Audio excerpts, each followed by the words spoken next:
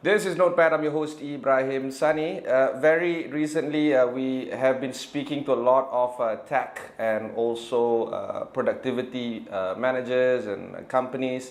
And we're continuing on with that journey. This time round, it's with Adobe. I have with me Simon Dale, Managing Director of the Southeast Asian business. Simon, thanks for taking time to speak with us.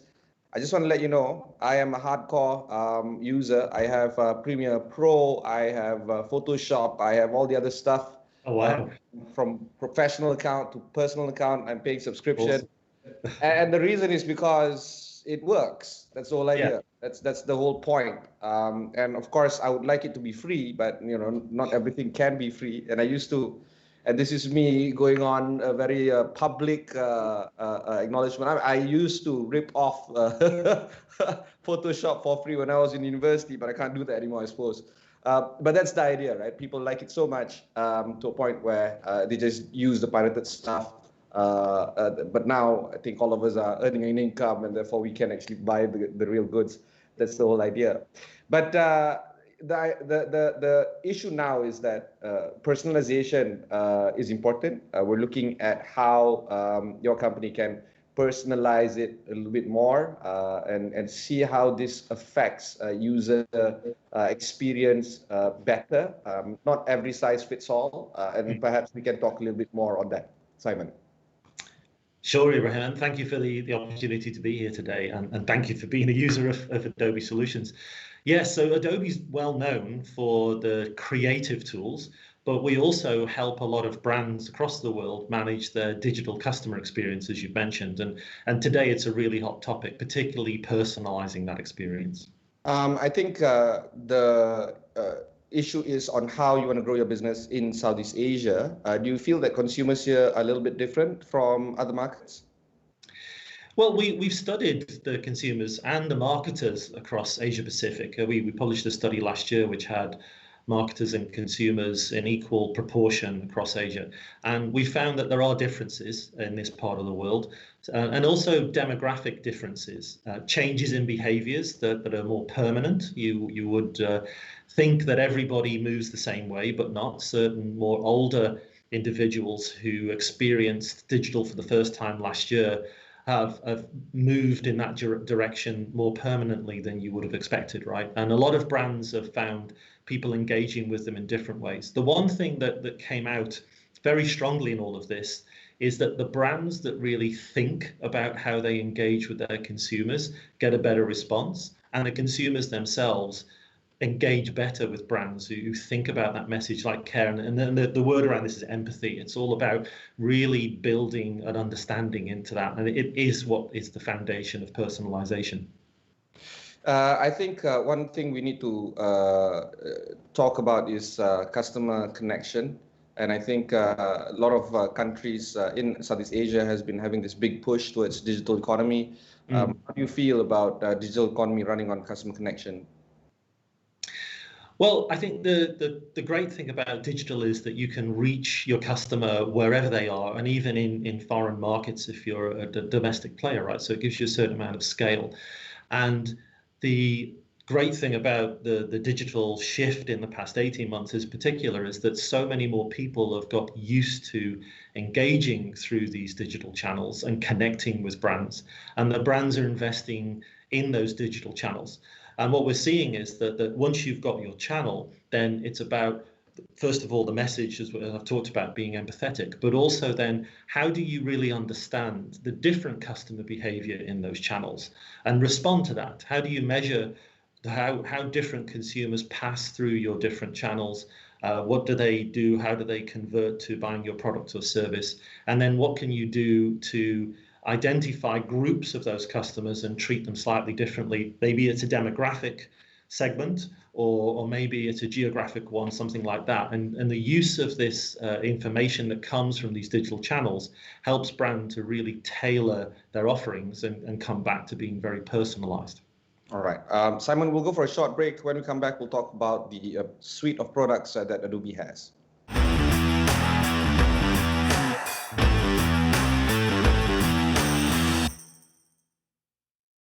Welcome back. I have with me Simon Dale of Adobe. We're talking about the company per se, but of course, if anybody is going to accuse Adobe is having too much products to a point where users might not know what is what, and there could be some overlapping as well. Uh, People want to be productive. People want to know what tools are best suited for them. Has there been a rethink into how you guys are streamlining your products to ensure that it fits the right users? Yeah, well, we've organized our products and services into three main areas, depending on what somebody's trying to do in this digital economy. So first of all, our creative suite in our Creative Cloud is all the capabilities that you mentioned at the beginning, the Photoshop, Lightroom, and all of those tools to create digital content to be passed through digital channels. We also have our document cloud, which has been very important for small businesses and large businesses with our Adobe Sign solution and PDF document management to be able to transact. And particularly during the COVID crisis, we saw a big shift to people using that as a way of transacting that last mile that used to be done in person and digitizing that as well. And then the third dimension to our business, which has really taken off in the past few years, is our Experience Cloud, which is all about helping brands to engage with their customers through mobile and web digital channels and do commerce with them, and also to measure what those customers are doing through those channels so they can personalize that experience. Simon, the pandemic has hit businesses differently, both for better or worse. Companies that were reluctant to get on digital are now on digital. Companies that already on digital are now improving themselves there, improving their channels, trying to reach more customers in a swifter way, more efficient way. How has the pandemic shifted customers' expectations for privacy and personalization? And in turn, how do you think brands are rethinking their personalized customer experience in order to suit those demands?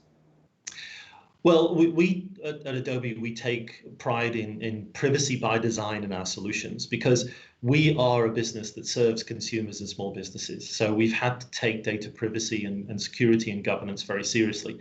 So when we help other brands to do that, we've built in that practitioner experience to cover that particular area and make sure that the data that we're helping other brands to collect and to use is covered by the correct regulations, the right policies and security protocols and so on. And it's a good way to also engage with customers to know that you're a trusted brand, right? That you're not going to abuse their data and use it in ways that's inappropriate. So that's a part of what I say is our privacy by design. And then really it's about helping brands to leverage that capability in the right way to deliver the personalized experiences that consumers are expecting. And of course, the second half is on the drive towards personalization. Do you think that the pandemic is, I guess, pushing customers towards this end of the user experience, or it's still very much generalized? Oh no, I think personalization is a differentiator for all businesses. It doesn't matter what size they are, right? If you look at some of the brands that are doing really, really well, then they are listening to their customers, and not just digitally, right? I mean, like ourselves, we're doing these surveys to get the market pulse from both our marketer customers and their customers, so we can help them to understand what consumers are doing and responding to. So with that offline data combined with the online data that we manage as well, then we're able to put a pretty rich picture together about what's happening. And as I said earlier, the brands that are creating very personalized experiences from understanding the customers, what they want in a particular moment. One example from last year is those brands that actually acknowledged that the COVID's going on and this is how we can help you through COVID.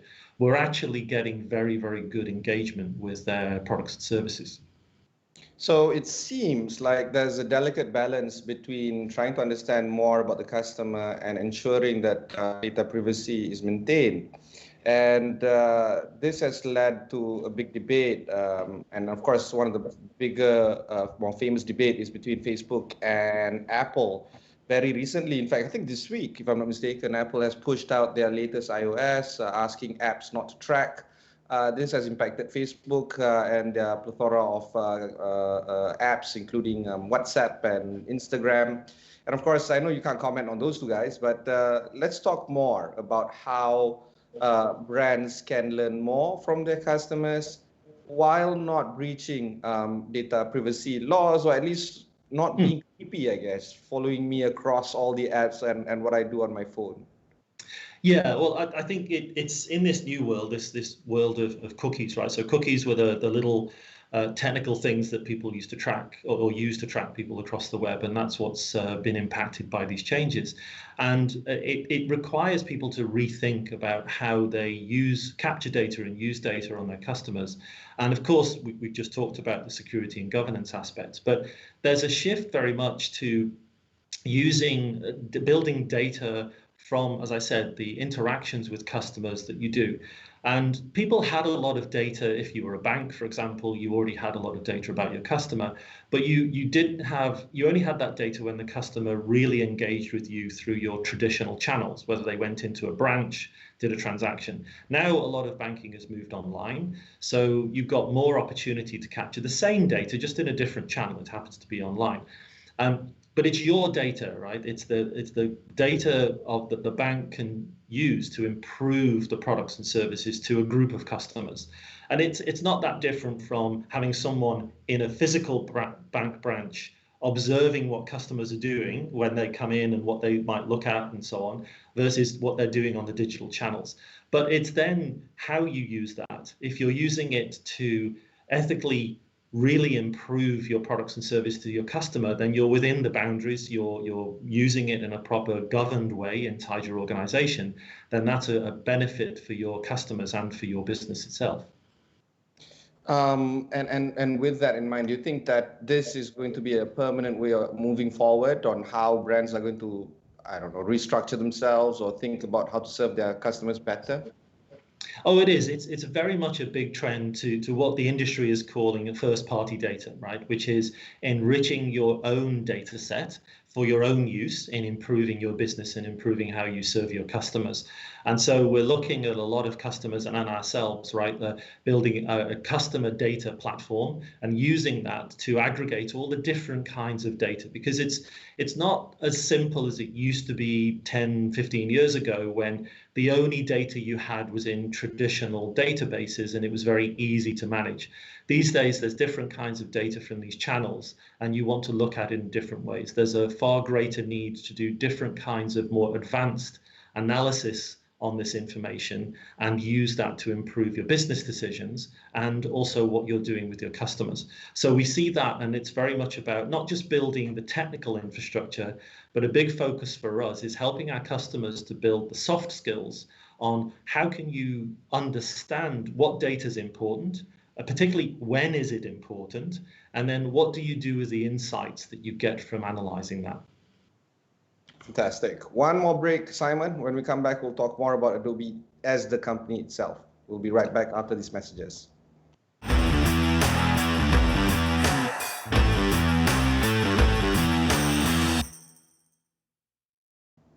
Thanks for staying on with us. I have with me Simon Dale of Adobe Southeast Asia. Simon, let's talk a little bit more about the company itself.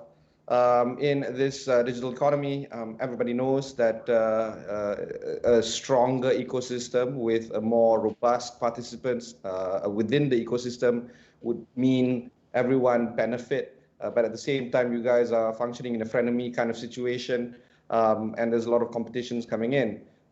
How do you ensure that you guys get ahead, I suppose, on top of your competitors, but at the same time, try to ensure that everything else works seamlessly, particularly in a digitized economy and in a robust, globalized economy? It's a very good question, Ibrahim. Thank you. I think there's a couple of dimensions to this. First and foremost is our customer community. We've got to continually deliver value to that community and show them that we understand what their needs are and where they need us to develop new products and services or enhance what we have that they're already using. So you've said as a user, you're right, you use us to help you with your video and image editing and production. And there's a lot of people doing that with the creative solutions. But then It's if you're in a business, you're saying, well, okay, I've got this great digital content I've created. How do I get it to my customers? And then how do I measure my customers' response to that? And then what do I do when they give me some feedback? And that's also part of our value chain and how we differentiate ourselves in the market to say, hey, we really understand not just creating digital experiences, but also engaging and improving those digital experiences continually. And that's a big focus for us. And of course, you have items like Adobe Creative Cloud, which integrates with Google Cloud and Slides. And of course, these items, you know, it's important for everything to work well together seamlessly. But at the same time, your collaborators are also coming up with similar products that might push users to use their products. This is not new, at least in the tech space. Where do you see Adobe trying to get more customer retention at a time when competitors are rolling out products that are a bit similar to yours? Well, I think I'd rather use the word co-opetition, right? And that's a bit of a couple of words mashed together, but it's been at least an IT industry term we've used for quite some time. I'll give you an example, right? We partner very strongly with Microsoft, and there's not a lot of overlap in any competitive aspect.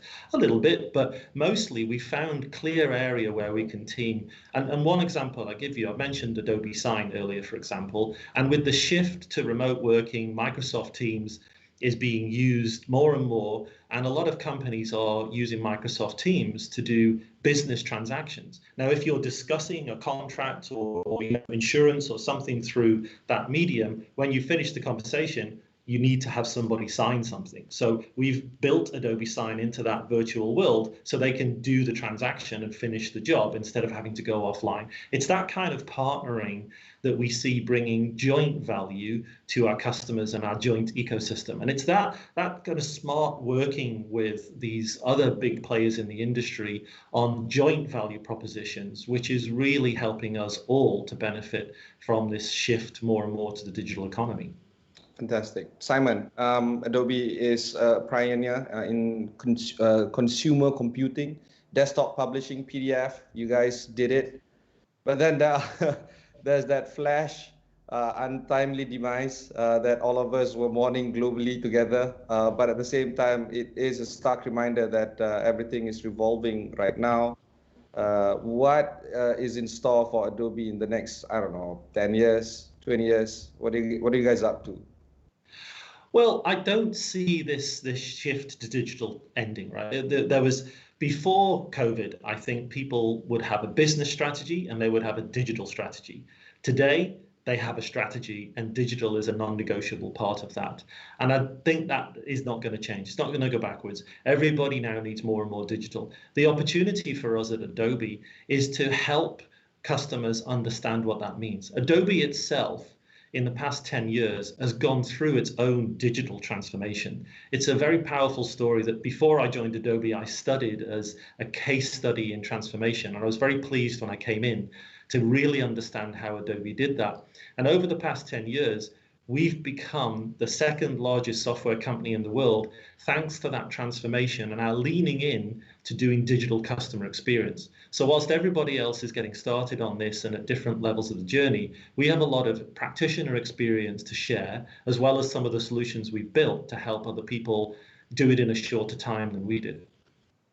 Does that mean also that a lot of money is going to be invested in this transformation process? Is this transformation ongoing? Do you have a timeline that is a clear indicator that you guys have said to each other, okay, we're done transforming, this is the way forward?